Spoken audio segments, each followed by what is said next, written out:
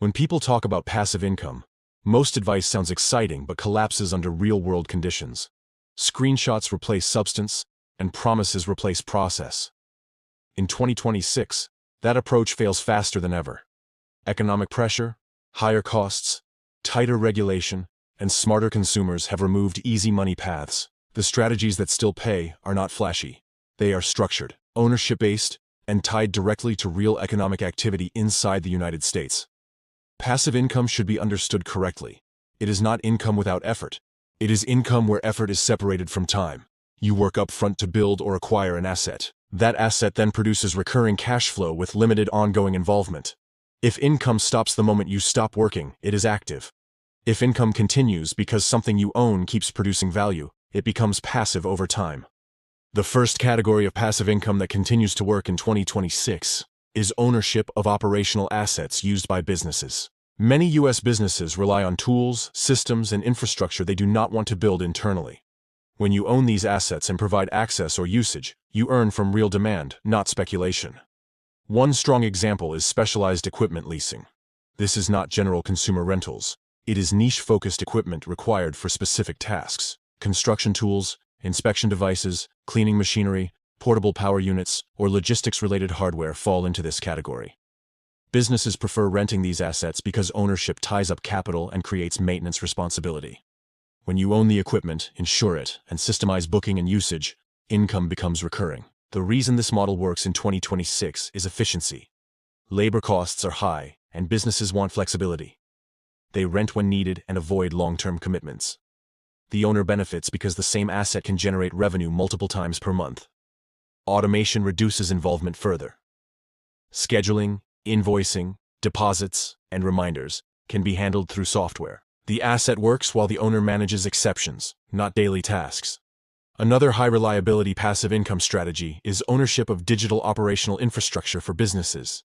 This includes tools, templates, internal systems, and documentation that companies repeatedly need.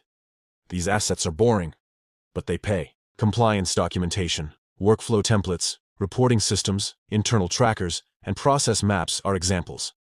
U.S. businesses operate in a complex environment.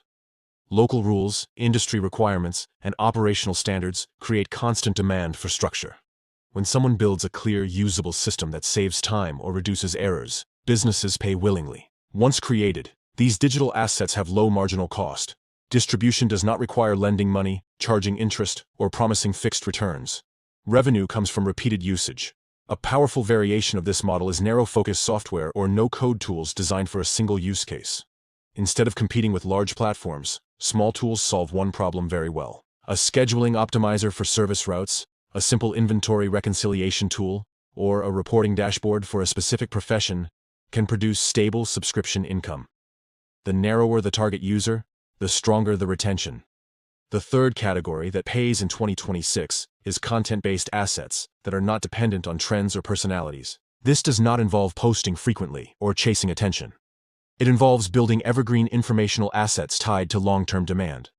Written resources, structured guides, and searchable educational material remain valuable because people constantly look for clarity. In the U.S. market, millions of people search for explanations, comparisons, and instructions related to money, business, and operations. When content is factual, neutral, and structured, it remains useful for years. Monetization works best when tied to ownership, not impressions. Selling structured resources, access to tools, or licensing content produces steadier income than relying on fluctuating exposure.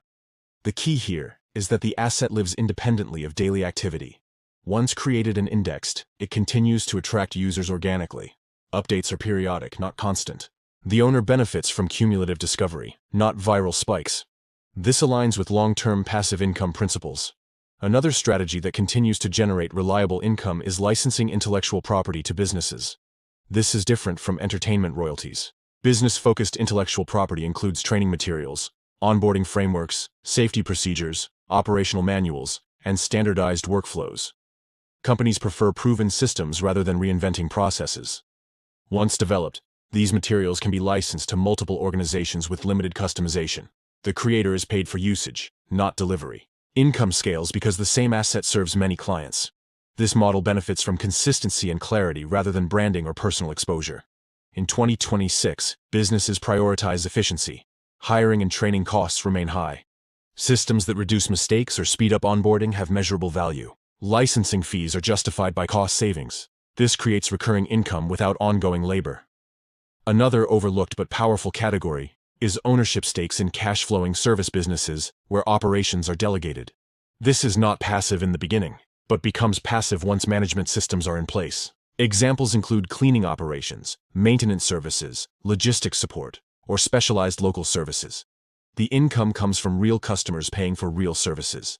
The owner earns through profit participation, not fixed promises. Transparency is critical. Financial reporting, performance metrics, and operational oversight must be clear. When structured properly, income grows with the business instead of remaining fixed. This approach requires patience and due diligence, but it aligns with economic reality. In an environment where artificial financial products face scrutiny, real businesses with real demand remain resilient. Another strategy that pays in 2026 is data aggregation and niche information services. Professionals and businesses pay for accurate, organized information that helps them make decisions. Examples include market trackers, regulatory update summaries, supplier pricing databases, or industry benchmarks. Once the data collection process is established, updates are incremental. Subscribers value reliability more than novelty. This creates predictable recurring revenue. The asset improves over time as historical data accumulates. Ownership of data creates defensibility. Across all these strategies, one principle remains constant. Passive income works when it is built on ownership, utility, and patience. It fails when it relies on promises, leverage without control, or unrealistic timelines. In 2026, the winners are not those chasing trends. They are those building quiet systems that serve real needs. The work is done up front. The systems are refined over time. Income becomes steady because value remains relevant. In Part 2, the focus will shift to practical selection. How much capital is required, what skill sets matter, how long each model takes to stabilize, and how to structure income streams to survive downturns without relying on hype or unrealistic assumptions. Choosing the right passive income strategy in 2026 is not about copying what worked for someone else. It is about aligning capital, skill, risk tolerance, and time horizon with models that survive real economic pressure. Many people fail not because the strategy is bad, but because the structure does not match their situation. Passive income becomes reliable only when expectations are realistic and systems are designed for durability. The first variable that matters is starting capital. Some models require more money upfront, but less operational involvement later. Others require more effort upfront with lower capital. In 2026, undercapitalized approaches that depend on speed usually fail. Models that allow gradual buildup tend to survive.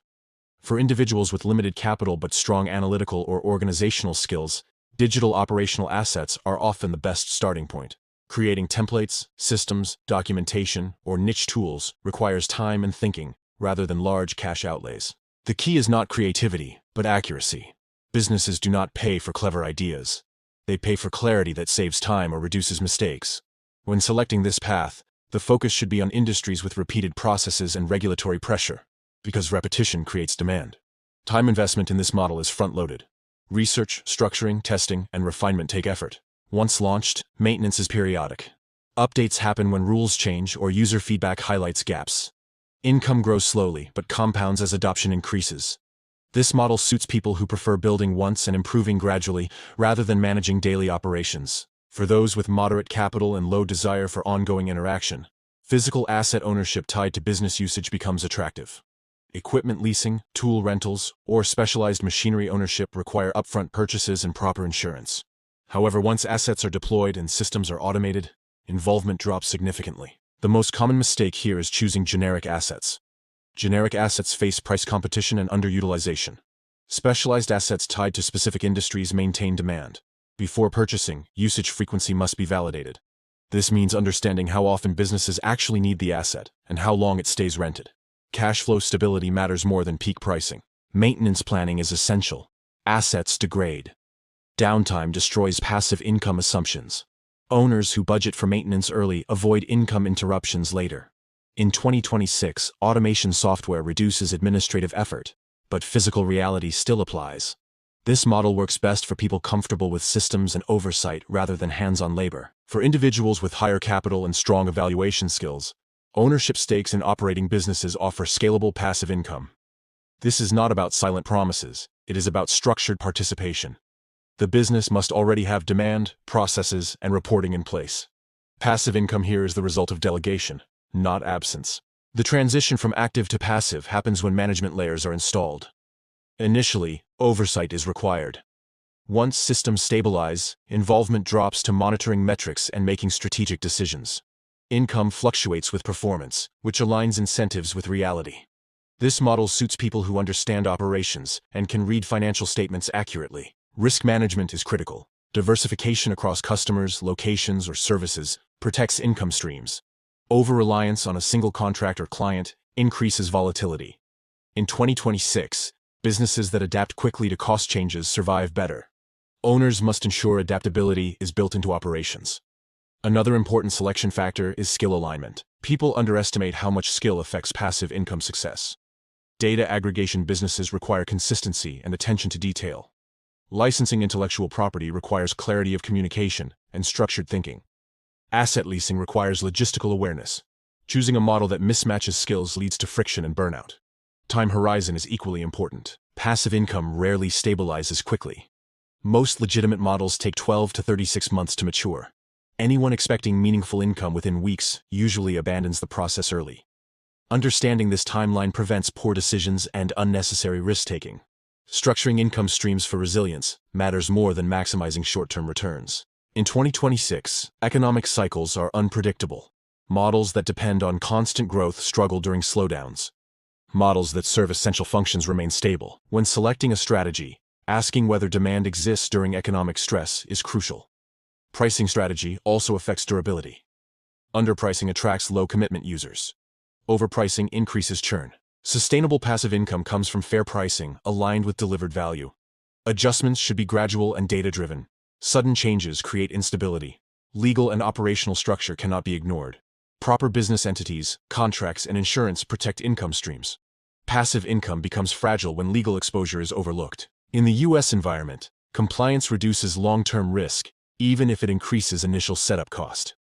Another overlooked factor is reinvestment. Passive income grows when part of the cash flow is reinvested into improvement, expansion, or protection. This might include better systems, higher quality assets, or broader licensing reach.